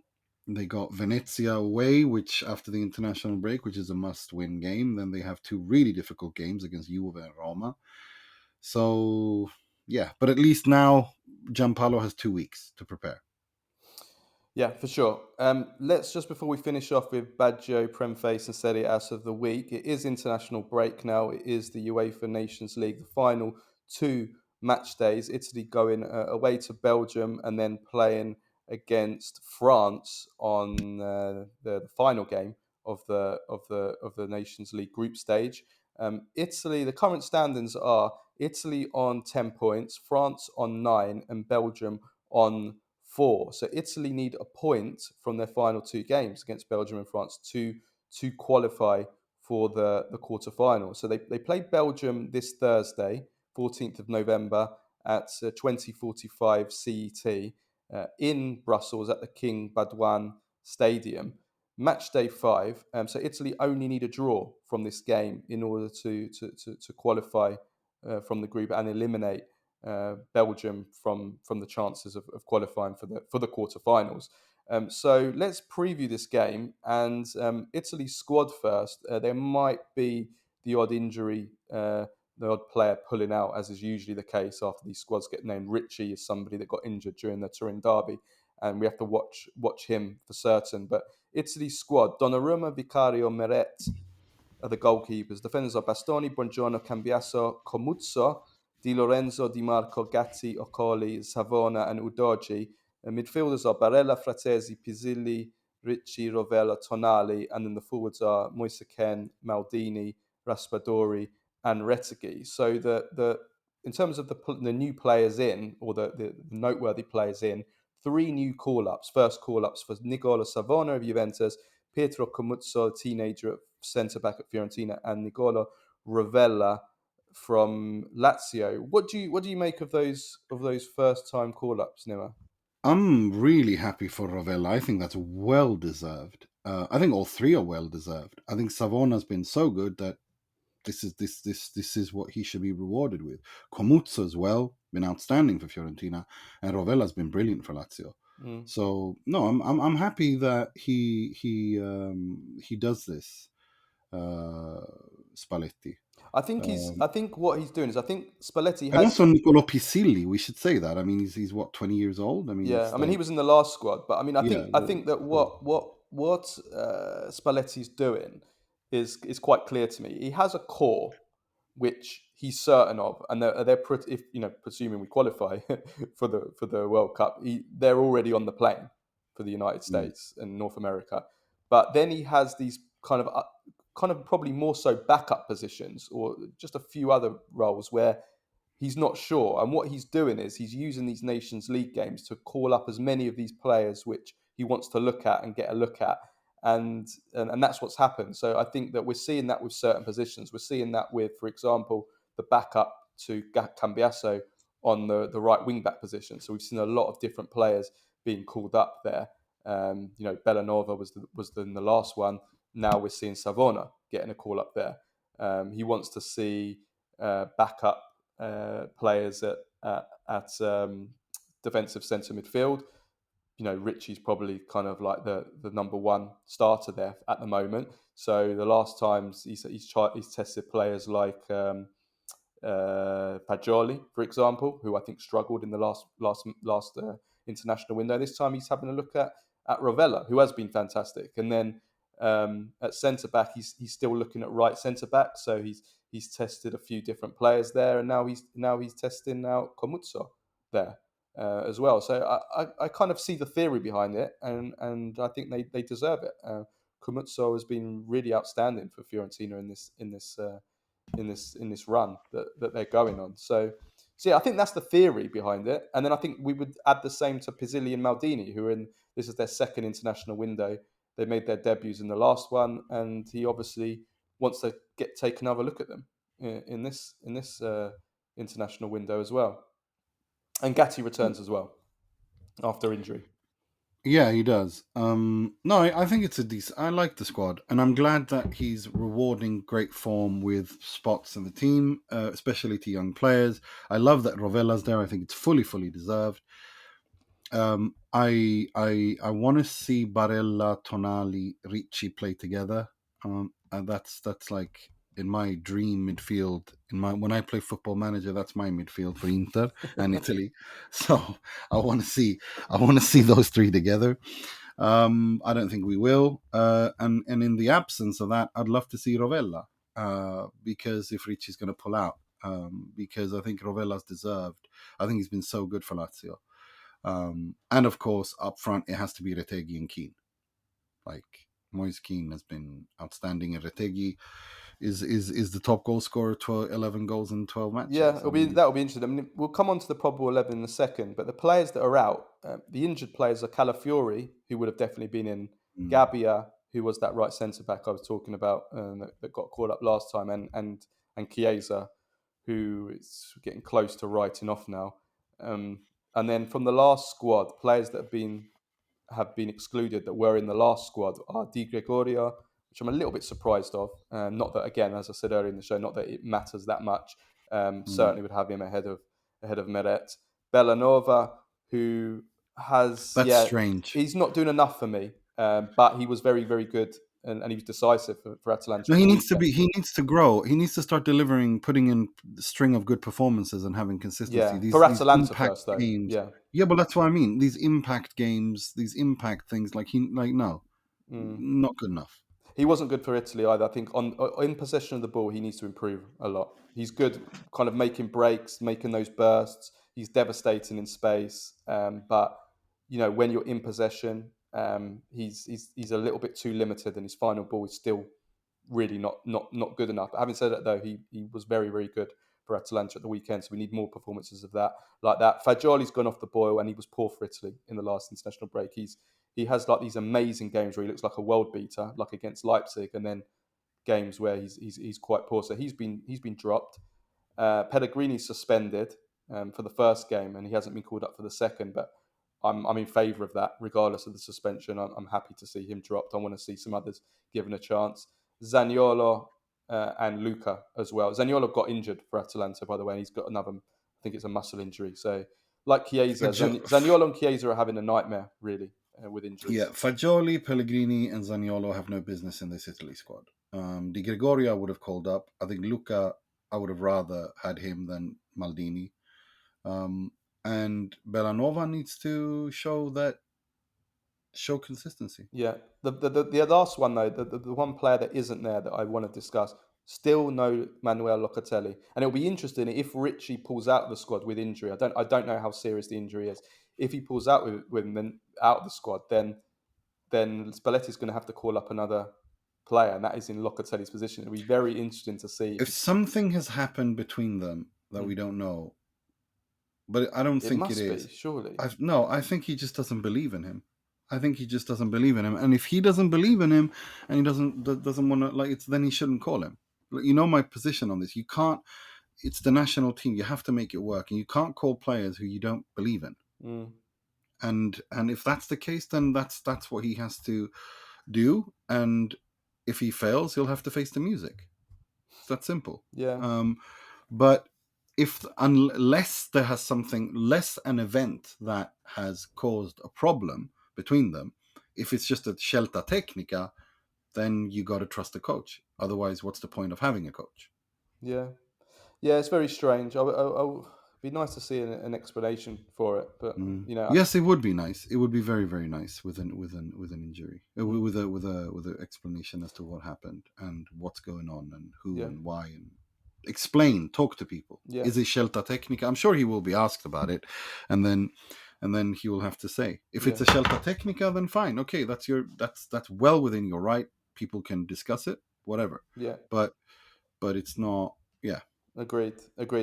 Belgium's squad, I'll run through these very quickly. So Castells, Sels, Van der Voort, the goalies. Defenders, Amin Al-Dakli, Castagna, De Bast, De Kuyper, Fays, Says, Smets.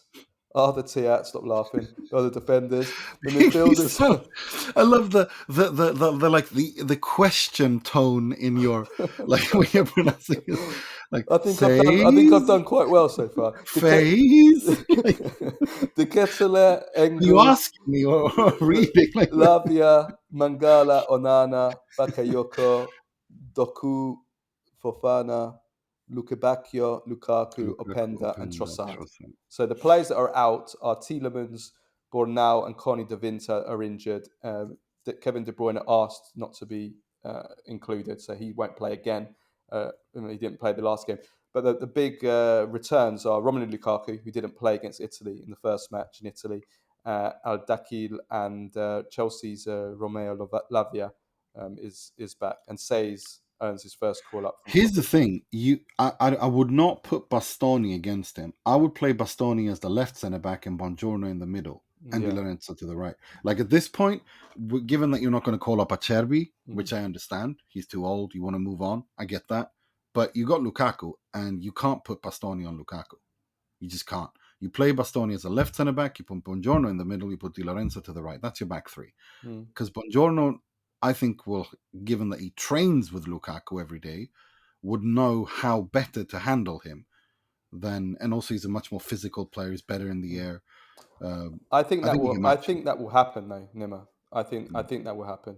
I hope so. I think Buongiorno will play in the centre and Bastoni on the left. I think they've only been playing Bastoni in the centre because Calafiori's been playing. Yeah. Do you know what I mean? So I think now that Calafiori's out, I think that's what will happen. I mean, but now that but even if Calafiori would have played, I would have rather played Calafiori in the middle than Bastoni against him. Do you know what I mean? Like I would have rather have someone more physical against because he's not very quick, Lukaku, anymore. No. So you need to anticipate, like Acerbi showed. He basically laid the blueprint for how you stop Romelu Lukaku. He's done it against. He did it against Haaland twice. He's done it against Osimhen. Like he's showing all the kids how to defend. He's teaching them. He's giving lectures on how to outmark good world class strikers. And I hope the kids are listening because. No, agreed. He's agreed. No, I'm agreed. I would play Buongiorno against Lukaku, and that's a very interesting battle. I'm definitely gonna be looking at that. Was it Costa Curta that called Buongiorno the heir to Chiellini at the weekend? I think so. Yeah, it's not the first time I've seen that. That said. Yeah. Yeah. Well, let me look at the probable teams. We're recording this on Monday, so this could change. But I think we know roughly what the Italy team will be. So it's going to be a 3-5-1-1 or 3-5-2 formation. So Donnarumma in goal. The back three, I think, are pretty much guarantees. It'll be Di Lorenzo, Buongiorno, and Bastoni. The wing backs will be Cambiasso and Di Marco. And then the centre midfield, I think Barella and Tonali should be pretty much guarantees. And then Ricci, it really depends on his injury situation. Like nothing's come out yet about that. So if he's fit, Ricci would start. But if not, then someone else is going to have to come in for him. And that's going to be an interesting one. I mean, do you play, say, Fratesi and then move Barella back or Tonali back into a more of a deeper position? Or do you go for a more like Rovella, throw him straight in? Or I would love to see Rovella. Yeah. I would love to see Rovella surrounded by Tonali and Barella. It would be very interesting. Yeah. And then the front two, I mean, Retegui, I think, will certainly start. Then it's a question of whether does he go for two kind of out-and-out number nines, in which case he goes with form and plays Ken, who absolutely deserves to start based on he scored 6 goals in his last 3 games for Fiorentina. Definitely deserves to start. Or do you go with more of a second striker, in which case you go for a Raspadori or Maldini? So that's the question. That's the ballottaggio, basically. I think the big ballottaggio is who I want to see Ken and Retegui together. Yeah, possibly. I really want to see them together. I think they can work well together, to be honest. Yeah, I mean it's a different dynamic, isn't it? Of course, a different dynamic, and we'll see. As for Belgium, we're looking at they play 4-2-3-1, so we're probably looking at Castells. Then the defense, we're looking at maybe Castagna and Thiat as the defender as the fullbacks, and then Faze and De Bast. But De Kuyper, who played really really well actually, could potentially. And Milan are looking at him, could potentially go to left back, and then Thiat goes into centre back. We'll see. And then the midfield, we're looking at probably Onana and Lavia maybe as the two centre mids if Tielemans is out. And then in terms of the wing, the trequartisti, we're probably looking at De Ketelaere and Doku for sure. Will be 2 of the 3 behind Lukaku, and then the other one we're looking at maybe Trossard or Bakayoko or Luca Bacchio, probably one of those. But Lukaku, I think you'd expect to start unless they play Openda, who's been doing quite well for Leipzig. So there is a possibility they could play Openda and Lukaku could maybe play the second game for Belgium. We'll see. So that's the probable 11s. Prediction time, Nima. What are you thinking? I think Italy will win this game. I think Italy are better than Belgium. Honest to God, I think Belgium are in this kind of a generational rebuild. In with the old, out with the old, in with the new, and I think they're a decent squad, no doubt about that. But I just think Italy are better, and if Italy come up to normal level, I think they'll win this by 2 goals. Like 2-3 goals even. I really don't think. I think what happened last time around was just inviting them into the game, but I think they've learned from that, Italy, and I want to see a solid 90-minute performance, and I hope they will. I think they'll win this game by 2-3-1, 2-0, something like that. I think they will win, maybe by the odd goal, providing they don't get a red card like they did in the first Well, that's game what I mean. when they were 2-0 up and Pellegrini then bodged it all up and ruined that game as a spectacle as well. But I'm confident. I'm confident that we can get the result, and if it's not, we don't get the win. I'm confident we can get the draw and qualify for the quarterfinal, which would be great. And that means we can then hopefully use that France game to do a bit of rotation and to try out a few more players, which would be nice, wouldn't it? Yeah, it would, and it would be. I would like it if Italy won that group. I think it would be good for their confidence if they win the group. And if they can avoid losing. Yeah, for sure. Okay, let's finish off with Baggio, Premface and Serie Ass of the week. So Baggio of the week. The one I've got is a non-Serie A one. I want to praise Pedro Porro, the Tottenham player, for donating his salary to the Valencia flood victims. I saw this come out and I thought that was a really, really nice gesture. I wish that, and I hope that more footballers do this do this kind of stuff. So yeah, Pedro Porro for me. It has to be Zappa's goal. I mean, what a goal. Calhanoglu's rocket. We saw some beautiful goals this weekend. The pass from Tijani Reinders to Leao, Fofana's pass to Leao. It was full of wonderful, wonderful moves and goals and individual skill this weekend in the Serie A. Yeah, some screamers. Kamada, Zaccagni, some fantastic goals.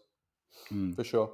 Premface of the week. We've got a few. So first one I've got is Gary Cotterill, the Sky Sports journalist, basically demanding that Ruben Amorim, the new Man United manager as of today, at the time was the Sporting Lisbon manager, in a press conference ahead of his last ever Champions League game with Sporting Lisbon before the game against Manchester City.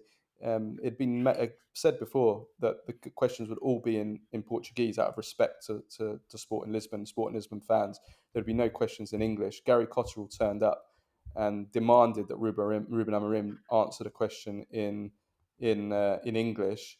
And when Ruben Amorim or when the press officer politely told him that, for the umpteenth time that you can't, he then went off on a big rant about how he should be answering in English because, this is England and it's the English is the main language and all this bollocks.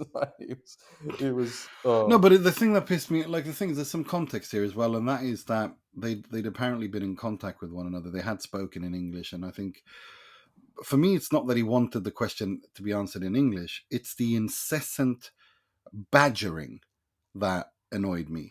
It's this non-stop time continuing after being told, we want this press conference to be done in Portuguese. At that moment, a normal human being backs off. But he just continues to badger and continues belaboring the point to the point where he's being rude. And there's no need to be rude. I don't have a problem with him wanting a quote in English from someone he knows speaks good English. That's fine. That's his job. But not respecting when they explain to him that this is not the right format for it. That to me is it's also 2024, and it's also 2024, and he could have asked the question in Portuguese and then just use subtitles. I mean, I get that. But Amorim wanted, Gary Cotterill wanted a quote in English. That's fine. But when the person asks you and informs you that this is not the right moment for that, we don't want to do this, a normal human being backs off. This isn't a Senate hearing. You're not holding a politician to account. This is a simple press conference where a person is telling you, I don't want to talk in English, to speak to anyone in English. This. Do you know what I mean? Like, Yeah. you then respect other people's boundaries. You know, Yeah. it's the incessant, continuous belaboring the point, going at it, which became just embarrassing, cringy, and quite frankly, very unprofessional and rude.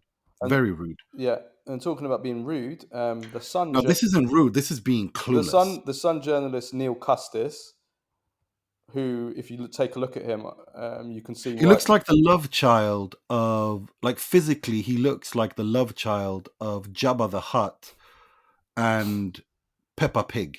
Yeah, the cartoon. Like that's how Neil Custis looks. Well, Neil Custis. I mean, I call him Neil Custard, and he was fat shaming Joshua Zirkzee. That's what I mean. Like if you, I think that if you were to do like one of those BMI exams on him, I think he would have the same fat percentage as a pork scratching. Neil Custis. I think biologically he is more similar to a pub snack than a land mammal, and as such, if you then fat shame an elite footballer for no reason, talking shit, I'm sorry, but that's embarrassing. Do you not possess a mirror at home? Like, what are you talking about? But it's the Sun, and we don't expect more from them. No, for sure. And then finally, can you do this one, because this one's absolutely brilliant. So after Inter beat Arsenal 1-0, one Arsenal fan went viral because Nima. He was. I don't know if this is Baggio of the week or Premface of the week, because there's a sense of there's just this kind of ludicrous brilliance to it, like insane genius. He's moaning about Arsenal. He's upset about Arsenal losing the game, and somehow segues into how Italians drive, and somehow says that how you drive a car is a reflection of your personality, which makes zero sense to me. And how that's got to do with football, and it was weird. It was weird. I love it. And that's what I'm saying. Maybe it is Baggio of the week. Maybe this is some sort of genius level of logic that is just, supersedes the mere intelligence of us mortals. I loved it. I laughed so much. I laughed so much.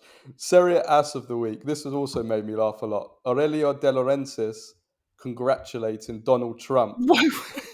What? Like, it's so out of the blue too. Like, why would you? Like, what's he got to do with it? Like, for me, it's like, you're not a politician. You're not the leader of a country. You're a former movie producer. I think he still does movies. Who runs a football club? And this is what he says: SSC Napoli president. So he's tying Napoli into this. SSC Napoli president Aurelio De Laurentiis would like to congratulate Donald Trump on being elected president of the United States. What? Why? Where's the correlation? Like, no other football club did this. No other football club does that. Italian clubs and like, for me, it's more this. It's more that than anything. It's like, why are you? What is it with Italian football and Donald Trump? Do you remember the insurrection? There was the guy with an Italian football shirt. Inter shirt. Yes. That image of the guy standing outside the door to Congress, like banging on. And the guy the face of the insurrection, his name was Agnelli as well.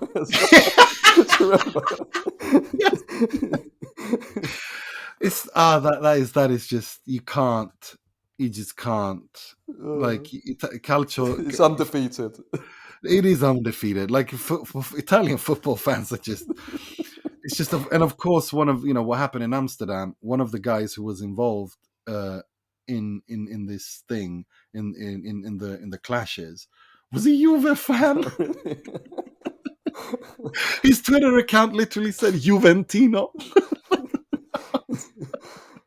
A Moroccan Juve fan. Why are they always wearing the Italian shirts? I don't know why it's calcio fans. It's always Italian football fans.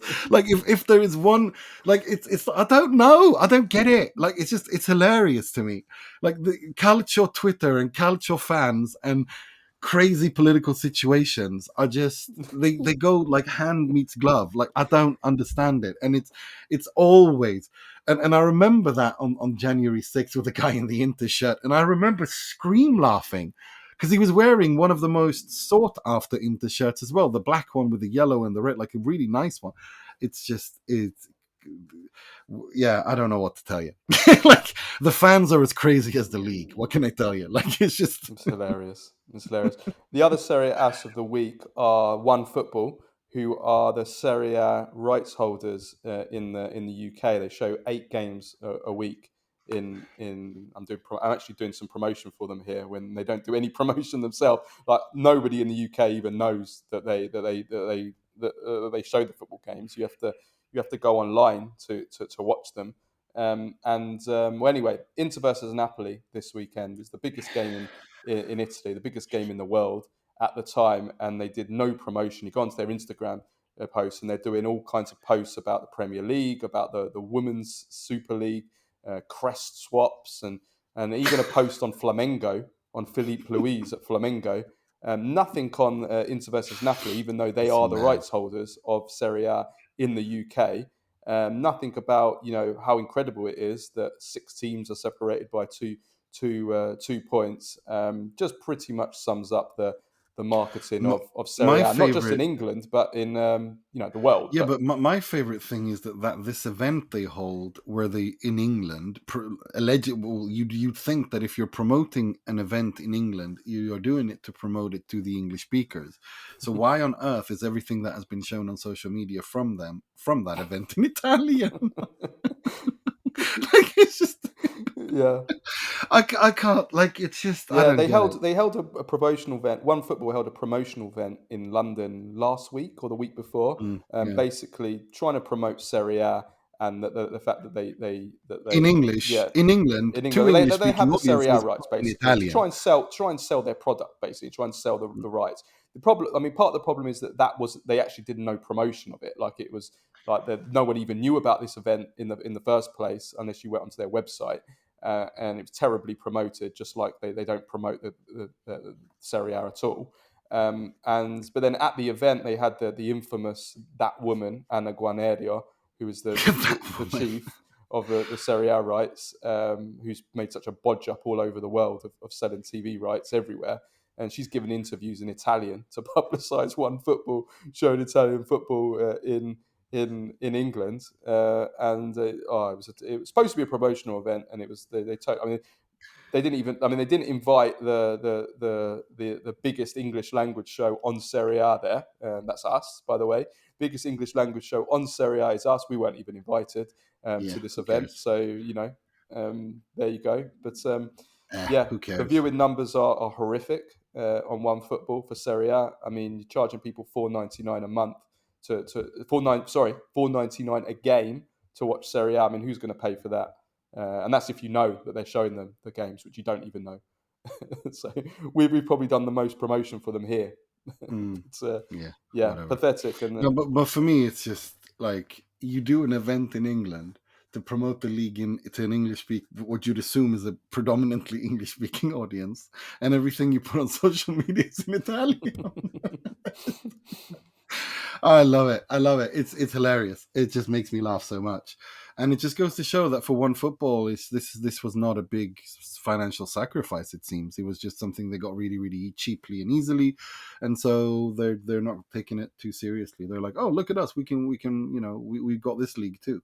no, people most people don't even know that they have the Serie A Yeah. TV rights. Those that do know, pretty much everyone I know, Mm. and I'm from Bedford, which is No, are you from I'm from Bedford? Bedford. I've missed that. I'm from Bedford, which is a massive Italian population, like 1 in 3 or 1 in 4 of at least partial Italian. It's a huge Italian population here. Huge Yeah. football, loads of football fans here, Italian football fans.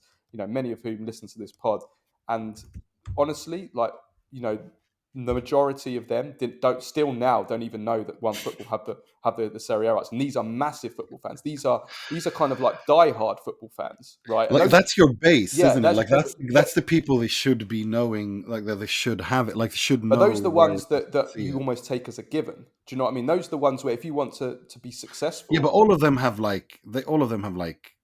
satellite dishes on. Like, well, do you why know do they what I have mean? it? Yeah, A lot well, of them, fair and I enough. know a lot of people that have got IPTV and have Right. got these dodgy boxes because they're not able to. Dodgy And I mean, the boxes. ones that do know that OneFootball is showing the games are refusing to pay the money because it's such a rip-off, and like, who the Mm. hell would pay for that? You know, Yeah, no, really. and have to watch it on the internet or on their phone. Yeah. And you know, so you know, but they're the ones that know. As for the ones that you're trying to sell to a new audience, to neutrals, to those fans that, do you know what I mean? They don't even know about it, No. you know. And how would they when you're doing, It promotional is what events it like is. this? It is what it is. What can you do? It's never going to change, and they don't take it seriously. So neither will their partners. But No. it is what it is. I've given up. Like, I'm sorry, but I have. Like, it's just I have zero hope. No, and I it's have not bitterness. zero I mean, it hope. might come across as bitterness. Oh, we weren't invited. No, absolutely not. I just Surprise don't event. I mean, care. to be honest with you, I wouldn't even have gone to the event if I'd have been invited. No, But no, it's that not I the could point. not give The two point shits is, if you're about. trying to sell a product, right, you go to you would come to someone like us because we've got a big audience of Serie A listeners in England. That's one of our biggest areas, Yeah, I know. and you don't even come to us. We could talk about that. We could promote I'm not saying we would We have done it do. because We we're not already like that, do. but But we could have yeah, promoted no, them. but And they don't whatever. even come to us. Nah. They don't even invite us to their promotional event. To be honest, I'm kind of happy they didn't, because I wouldn't have gone, because locking me up. I saw the guest list, and I think that's a really, really bad idea to put me in a place with some of the people on that list. So I actually think that was a good Well, actually, decision on their that would have part. sold it One probably of one of that the would have sold it one of quite the well. We would good. have had a fight, and everybody would have known about it, and that would have been the best way to promote it. No, I think it was a wise decision on their part. One of the more intelligent decisions they made. So that doesn't bother me at all. I'm more annoyed of the fact that they can't even get to that OneFootball and Serie A can't even reach their own target audience. That's more concerning. But then again, like I said, I've given up. It is what it is. You just laugh at it. You move on. Life goes on. Yeah. Like, whatever. Life goes on, and the pod will not go on for today, because Yes, it's the end of the show. it's almost 2 hours. Yeah. Yes, as always. We we'll be back this week on Nima doesn't even know about this. I'm going to tell him after the show. We actually Okay. have a really big guest lined up for the show. It's just been Okay. confirmed while we're recording, and I'm about to Okay. tell Nima after the show, and he's going to get Okay. incredibly excited when I tell Ooh, him. interesting. Yes, so we've got I have a suspicion. Oh, do you? Okay, Yeah. okay. Well, we'll see. Yeah. Mm. So we'll have a big guest on the show, and this week at some point, and we'll also We'll have do the Q&A as we'll have well, a and we're going to do, of course, a Thursday pod about well, reacting to yeah, okay, yeah, Italy as well. I mean, we're going to have to react to Italy in some shit. Maybe it's not a full show. Maybe it's a post-match reaction. But we're yeah. going to have lots of shows. We're going to have Q&A, this interview, and we're going to have Azzurri reactions. Whether it's a full pod or a match reaction, we'll have to iron out. Yeah, brilliant. Okay, let's leave it at that. We will be back Soon. the latest Wednesday. The latest Yeah. Wednesday for our next show. For all patrons. Yeah, for all patrons. Yeah. Until Cool. then, ciao, ciao.